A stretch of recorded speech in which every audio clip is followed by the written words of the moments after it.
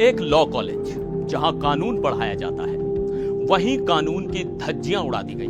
मेरे भाई इस वीडियो को पूरा जरूर देखकर जाना, आपकी रूह कांप उठेगी रूह। ये एक ऐसा हादसा है जो अभी 25 जून को हुआ है, आपकी रूह कांप जाएगी। इस पूरी वीडियो को लास्ट तक देखना। एक लॉ कॉलेज जहां कानून पढ़ाया जाता है, वहीं कानून की धज्जियां उड़ा दी गई। एक लड़की के साथ रेप हुआ और इल्जाम लगा एक ऐसे दादा पर जिससे स्टूडेंट्स तो क्या, टीचर और स्टाफ तक कांपते थे। यह कहानी है मनोजीत मैंगो मिश्रा की, एक पुजारी का बेटा जो कॉलेज का सबसे बड़ा गुंडा बन गया, एक नेता जिसे उसकी पार्टी ने अपना मानने से इनकार कर दिया, और एक वकील जो कोर्ट रूम से ज्यादा कॉलेज कैंपस में अपनी हुकूमत चलाता था। क्या है इस कैंपस के डॉन की पूरी कहानी? कैसे एक होनहार स्टूडेंट बन गया एक खूंखार आरोपी? चलिए आज खोलते हैं मनोजीत मैंगो मिश्रा की पूरी फाइल।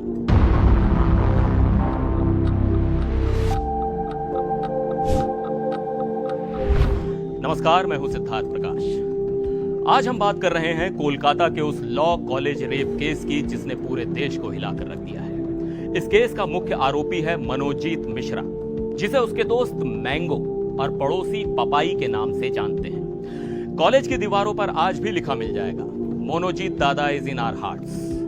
ये लाइन बताती है कि कॉलेज में उसका दबदबा किस लेवल का था। वो तृणमूल छात्र परिषद का पूर्व नेता था, लेकिन जैसे ही रेप केस में उसका नाम आया, पार्टी ने फौरन पल्ला झाड़ लिया और कहा कि मनोजीत से हमारा कोई लेना देना नहीं है, उसे कड़ी से कड़ी सजा मिलनी चाहिए। स्टूडेंट्स बताते हैं कि मनोजीत का खौफ ऐसा था कि लोग उससे आंख मिलाने से भी डरते थे। लेकिन यह खौफ आया कहां से? इसके लिए हमें उसकी बैकग्राउंड स्टोरी को समझना होगा। मनोजीत के पिता रॉबिन मिश्रा कालीघाट में एक पुजारी हैं।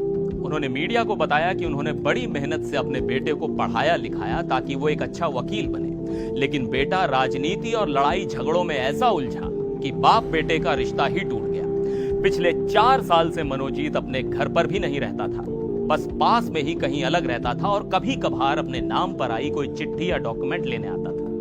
पड़ोसी भी बताते हैं कि मनोजीत, जिसे वो पपाई बुलाते हैं, बचपन से ही एक ट्रबल मेकर था। आए दिन शराब पीकर लड़ाई झगड़े करना उसकी आदत बन चुकी थी। यानी एक तरफ पुजारी पिता जो पूजा पाठ से घर चला रहा है, और दूसरी तरफ एक बेटा जो मारपीट और दादागिरी से अपनी पहचान बना रहा था। अब सवाल उठता है कि वो कॉलेज में इतना पावरफुल कैसे बना? देखिए, कहानी में कई ट्विस्ट हैं। मनोजीत ने 2007 में इस लॉ कॉलेज में एडमिशन लिया था। 5 साल का कोर्स 2012 में खत्म हो जाना चाहिए था, लेकिन इसी दौरान वो छात्र राजनीति में घुस गया। 2011 में बंगाल में तृणमूल की सरकार बनी और मनोजीत ने पार्टी की स्टूडेंट विंग में अपनी पकड़ बना ली। लेकिन राजनीति के चक्कर में पढ़ाई पीछे छूट गई और उसने कोर्स पूरा करने से पहले ही कॉलेज ड्रॉप कर दिया। फिर आता है साल 2017। वो कॉलेज में दोबारा एडमिशन लेता है और 2022 में जाकर अपनी लॉ की डिग्री पूरी करता है। लेकिन सबसे अजीब बात तो अब आने वाली है। मनोजीत का प्रोफाइल उसे क्रिमिनल लॉयर बताता है, लेकिन लॉ पास करने के 1 साल बाद 2023 में वो उसी कॉलेज में एक कैजुअल क्लर्क की नौकरी ज्वाइन कर लेता है। उसे इस काम के लिए दिन के 500 रुपए मिलते थे। अब आप सोचिए, एक वकील 500 रुपए रोज की क्लर्क की नौकरी क्यों करेगा? जवाब शायद ये है कि उसे कोर्ट रूम की बहस से ज्यादा कॉलेज कैंपस की सत्ता का नशा था। उसे वो पावर, वो खौफ, वो फॉलोइंग पसंद थी जो उसे कैंपस में मिलती थी। 2017 से कॉलेज में छात्र संघ के चुनाव भी नहीं हुए थे, इसलिए कागज पर कोई पद ना होते हुए भी असल में नेता वही था। मनोजीत का खौफ सिर्फ दादागिरी तक सीमित नहीं था। स्टूडेंट्स ने जो बताया है वो सुनकर आपके रोंगटे खड़े हो जाएंगे। उसका लड़कियों को प्रपोज करने का एक अजीब तरीका था। वो किसी भी लड़की के पास जाकर सीधे कहता, तू ही हमारे बीए कॉर्बी, यानी क्या तू मुझसे शादी करेगी? और यही लाइन उसने रेप सर्वाइवर को भी पहली बार कही थी। कॉलेज के स्टूडेंट्स बताते हैं कि मनोजीत और उसका गैंग लड़कियों की तस्वीरें खींचकर उन्हें मॉर्फ करते थे और व्हाट्सएप ग्रुप्स पर फैला देते थे। फिर उन्हें बॉडी शेम किया जाता था। कई लड़कियों ने तो उसके डर से कॉलेज आना ही बंद कर दिया था। उसका एक लंबा चौड़ा क्रिमिनल रिकॉर्ड भी है। जुलाई 2019 एक छात्रा की ड्रेस फाड़ने का आरोप। दिसंबर 2019 एक दोस्त के घर से म्यूजिक सिस्टम और परफ्यूम चुराने का आरोप। मार्च 2022 एक महिला के साथ छेड़छाड़ का आरोप। अप्रैल 2017 मारपीट के मामले में गिरफ्तारी और तो और मई 2024 में कॉलेज के गार्ड को पीटने और प्रॉपर्टी को नुकसान पहुंचाने का भी आरोप है। इन सभी मामलों में वो जमानत पर बाहर था। अब आते हैं उस खौफनाक दिन पर, 25 जून की शाम। सर्वाइवर ने अपनी शिकायत में बताया है कि शाम 7 बजे मनोजीत और उसके 2 साथियों प्रमित मुखर्जी और जैब अहमद ने उसे कॉलेज के यूनियन रूम में बुलाया। यहीं सबसे बड़ा सवाल खड़ा होता है। कॉलेज की क्लास तो शाम 5 बजे खत्म हो जाती है, तो गेट बंद होने के बाद स्टूडेंट्स यूनियन रूम में क्या कर रहे थे?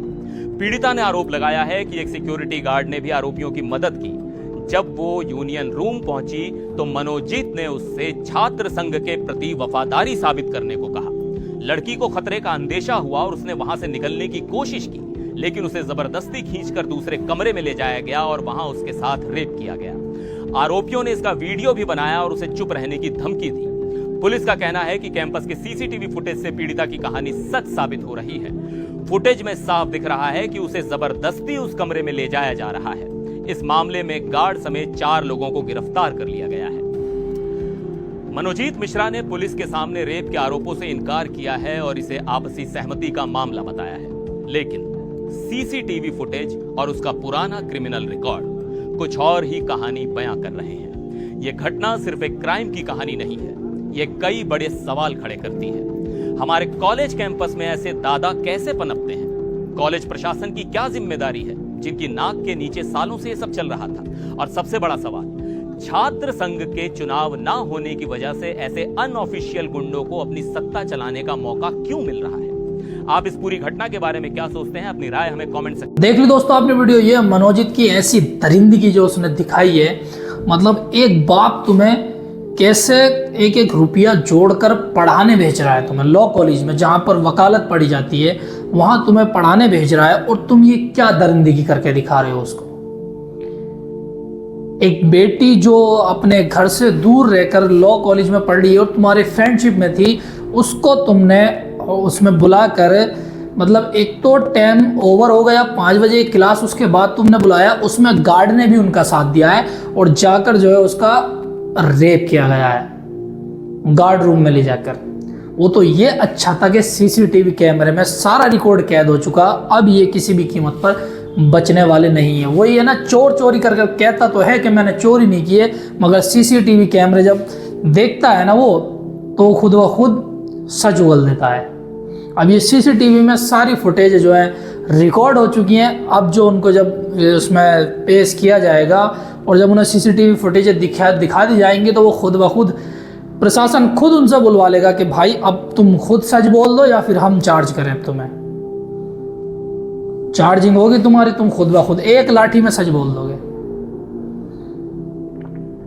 आपकी क्या राय है मेरे भाई ऐसे दरिंदों के लिए? मतलब एक लड़की को गार्ड रूम में ले जाकर उसके दोस्तों ने भी और उसने भी खुद ने भी इतनी बुरी तरीके से जो है उसका रेप किया है।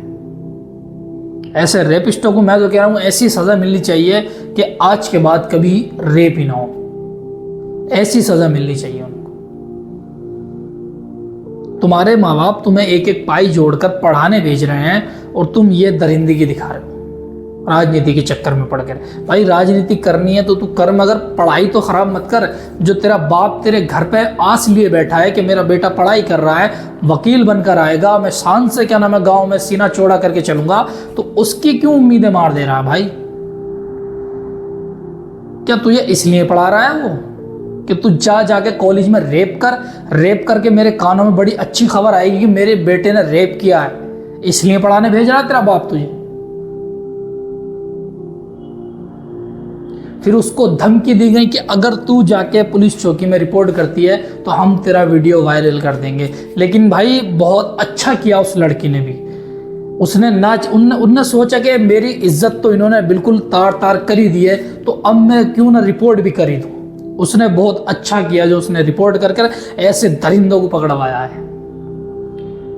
और इन चारों दरिंदों को इतनी कड़ी से कड़ी सजा मिलनी चाहिए। आपने ये पूरी वीडियो देखिए किस तरीके से इसमें कहाँ का ये वाकया है और कैसे इन दरिंदों ने उसकी इज्जत पे हाथ डाला है। आप क्या कहना चाहोगे ऐसे दरिंदों के बारे में? अपनी राय कमेंट बॉक्स में जरूर देकर जाना मेरे भाई। और कौन सी, अगर आपके हाथ में अगर प्रशासन होता तो मेरे भाई कमेंट बॉक्स में बता कर जाना आप कौन सी सजा देना पसंद करते हैं ऐसे दरिंदों को। अगर आप होते कोई ऑफिसर, आपके हाथ में इतनी अथॉरिटी होती कि आप सजा देते तो इन ऐसे दरिंदों को कौन सी सजा देना पसंद करते, मेरे भाई कमेंट बॉक्स में बता कर जरूर जाना, ताकि पता लग जाए कि ऐसे दरिंदों को कौन कौन सी सजा मिलनी चाहिए। और ये भी बताया जा रहा है कि ये जो है ये लड़का पहले से ही क्या नाम है क्रिमिनल रह चुका है, पहले से ही इसकी दादागिरी रह चुकी है। कॉलेज में भी दादागिरी, राजनीति में पढ़ के वैसे भी कॉलेज में दादागिरी दिखाता था, और भी कहीं पर मतलब इसके ऐसे ऐसे क्रिमिनल इसने कर रखे हैं, 4-5 बार इसने ऐसे कांड कर रखे हैं। लेकिन उस टाइम पे इसको नजरअंदाज किया गया, मगर अब जो है इसको सख्ती से लिया गया है। एक बेटी के इज्जत लूटने वाले की यही हालत होनी चाहिए, इनको ऐसी सज़ा मिले, ऐसी सज़ा मिले कि सारी दुनिया देखे कि देख लो, एक अगर लड़की की इज्जत लूटोगे तो तुम्हें यही हाल होगा तुम्हारा भी, ताकि आगे को बंदा करने की कभी सोचे ही ना। जिस बेटी की इज्जत लूटी है उसके बाप के दिल पे क्या गुजर रही होगी, उसकी माँ के दिल पे क्या गुजर रही होगी, उसके खुद के दिल पे क्या गुजर रही होगी। माँ बाप तो घर से बाहर नहीं निकल रहे होंगे, ना बेटी घर से बाहर निकल रही होगी, भाई बहन घर में कितनी रंज हुई पड़ी होगी। भाई मैं तो कह रहा हूँ जो प्रशासन में सबसे कड़ी से कड़ी सजा होती है वो ऐसे दरिंदों को सजा मिलनी चाहिए। एक बार और कह रहा हूँ मेरे भाई, अपनी राय कमेंट बॉक्स में जरूर देकर जाना और सजा लिख कर जाना कि इन दरिंदों को कैसी कैसी सजाएं मिलनी चाहिए।